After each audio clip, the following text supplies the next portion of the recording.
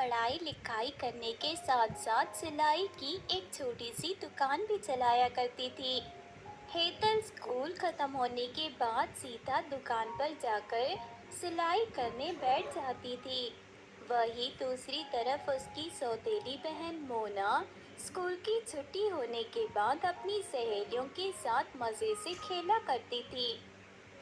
माँ, मैं सारा दिन दुकान पर बैठकर सिलाई करती हूँ। मुझे स्कूल का होमवर्क भी करना पड़ता है।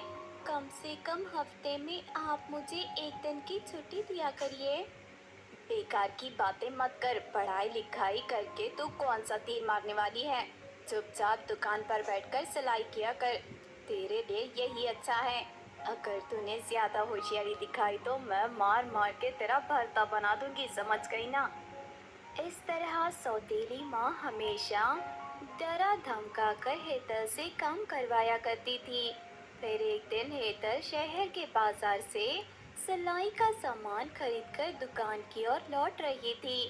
तभी रास्ते में उसे एक छोटी परी दिखाई देती है। वो परी बुरी तरह घायल थी। हेतल फौरन परी को उठाकर अपनी दुकान पर ले जाती है। थोड़ी देर के बाद परी को होश आ जाता है।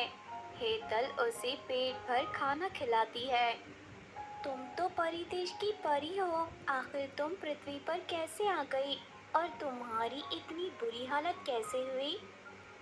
मैं अपनी माँ के साथ पृथ्वी की सैर करने आई थी, लेकिन एक चुड़ैल ने हम पर हमला कर दिया था।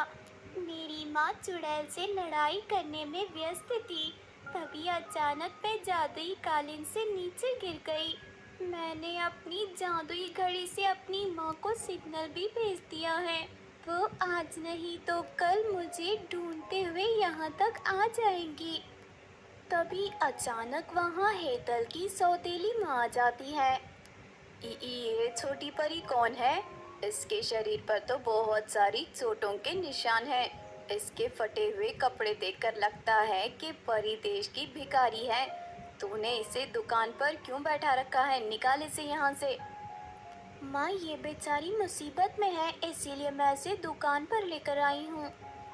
मुझे कुछ नहीं पता, चल भाग यहाँ से।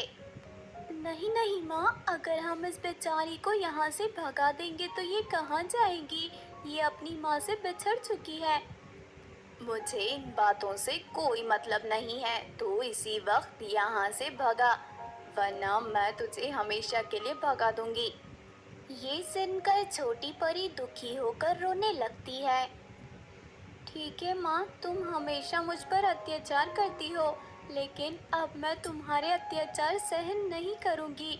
मैं अभी इसी वक्त यहाँ से दूर जा रही हूँ। हाँ हाँ, निकल यहाँ से। धमकी किसे दे रही है? 2 दिन बाहर रहेगी तो तेरी अक्ल ठिकाने आ जाएगी। मेरे घर पर तुझे रोज पेट भर खाना खाने को मिलता है ना, इसीलिए तुझ में बहुत ही ज्यादा घमंड आ चुका है। तुझे पता नहीं दुनिया में अकेले रहना कितना कठिन है।